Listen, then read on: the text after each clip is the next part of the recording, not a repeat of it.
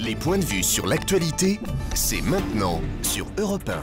L'édito politique d'Europe 1 matin. Caroline Roux. Bonjour Caroline. Bonjour Bruce, bonjour Julie, bonjour à tous. On revient sur l'info du jour, bien sûr. Stéphane Richard, mis en examen dans l'affaire Tapie. Il était, on le rappelle, directeur de cabinet de Christine Lagarde au moment de l'arbitrage. La question de son maintien à la tête du groupe Orange est posée. En politique, la mise en examen, c'est démission assurée. Oui, c'est ça, c'est devenu la règle. La mise en examen vaut condamnation. C'est toujours la pression politique et médiatique qui gagne à la fin. La classe politique, tellement abîmée par les affaires, est bien souvent empressée de démontrer que la branche malade est coupée.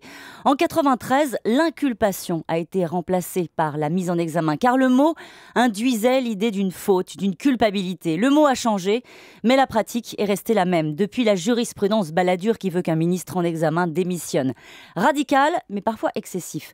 Car pour Dominique Strauss-Kahn ou Gérard Longuet, pour ne citer que, l'histoire s'est terminée avec un non-lieu. Entre la gestion d'un feuilleton judiciaire qui gêne l'action politique et la présomption d'innocence, les politiques ont choisi depuis longtemps. Mais là, c'est différent. C'est un patron, c'est un chef d'entreprise du CAC oui, 40. Oui, c'est vrai, vous avez raison. D'ailleurs, en la matière, pour les patrons, l'usage, c'est de rester. Louis Schweitzer, mis en examen dans l'affaire du sang contaminé, est resté à la tête de Renault. L'État actionnaire marche sur des œufs avec Orange. Ce n'est pas un ministre qu'on congédie au nom de la République exemplaire, c'est un patron d'entreprise dans laquelle l'État détient 27%, suffisamment pour être écouté, mais pas assez pour décider.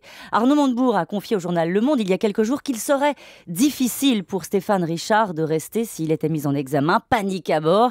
Hier soir, Bercy, sur commande de l'Élysée, communiquait avec prudence. Seul compte l'intérêt de l'entreprise et la décision revient au conseil d'administration. Enfin, le problème, c'est que là, on est dans une affaire d'État.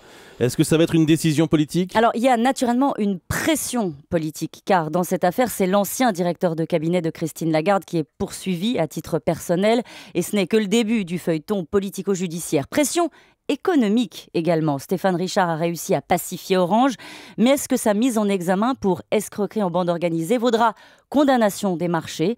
Au milieu du fracas, on entendra peut-être une toute petite voix évoquer timidement la présomption d'innocence, mais sans garantie qu'elle sera entendue. Merci Caroline Roux.